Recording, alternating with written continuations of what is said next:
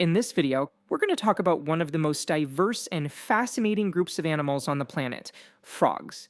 From rainforest canopies all the way to your own backyard, these amphibians are absolute masters at adaptation, and believe me, their story is full of some incredible surprises. So let's just start with a bit of a riddle. What could possibly connect a giant tarantula and a water buffalo to a tiny frog? I know it sounds like the beginning of a bad joke, but you're going to last stick around, because the answer reveals some of the most bizarre and amazing friendships in the entire animal kingdom. But first things first, what is a frog exactly?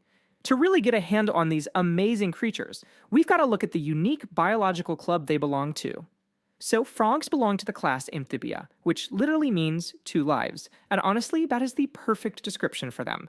They kick off their lives in the water as tadpoles, breathing with gills, and then they go through this incredible transformation, a metamorphosis, to live on land as adults, breathing with lungs. Two totally different lives in one. Okay, so what's the deal with frogs and toads? We always think of frogs as the smooth, slimy ones, and toads as the dry, warty ones. But here's the secret. From a scientific point of view, all toads are actually frogs, yeah. The differences we see are really just cosmetic, not some formal biological classification. So now that we've got that sorted, let's dive into how they actually live. I mean, from a tiny little egg to a fully formed adult, the life of a frog is just a masterclass in transformation and survival. Every single frog begins its journey as part of this gelatinous clump of eggs we call frog spawn. And get this, a single female can lay thousands of eggs, depending on her species. From there, it hatches into a tadpole, just zipping through the water. And then the magic happens. Metamorphosis. Legs sprout, the tail shrinks, lungs develop, all getting it ready for its brand new life on land. As adults, frogs are pretty much lone hunters. You're not going to find them in complex social groups with a chief or a leader, nothing like a wolf pack. They're what you call opportunistic carnivores, just patiently waiting for insects, spiders, or any other small critter to cross their path. And their lifespan, it's just as varied as they are. Some live for just a few years, while others to make it well over a decade. Frogs are such a crucial link in a food web. They're both predator and prey, and they're absolutely essential to a healthy ecosystem. But their world is changing, and right now they're facing an unprecedented battle for their very existence. And this is where things get really sobering. According to the IUCN Red List, more than a third of all amphibian species are threatened with extinction. We're talking thousands of species, from vulnerable all the way to critically endangered. It makes them one of the most threatened groups of animals on the entire planet. Out in the wild, a frog is on the menu for a whole lot of different animals. You've got snakes, birds of prey, big fish, mammals like raccoons. But in a wild twist, sometimes the biggest enemy a frog has to face is, well, another, bigger frog. But it's not all doom and gloom. To survive in such a dangerous world, frogs have formed some of the most bizarre and, frankly, brilliant alliances in the entire animal kingdom.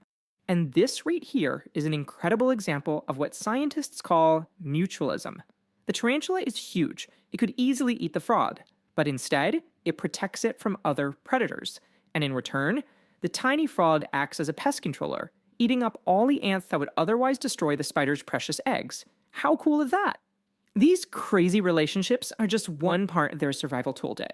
Frogs have evolved some truly weird and wonderful adaptations over time. So let's just run through a few that really show off how unique they are.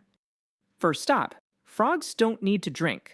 Seriously, their skin is super permeable, especially around their bellies, and this lets them absorb all the moisture they need directly from their environment, whether that's a puddle, morning dew, or just some damp soil.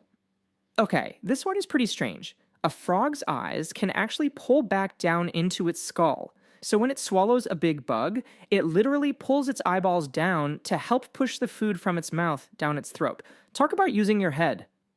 Next up, some tree frogs can basically fly, or to be more accurate, they can glide.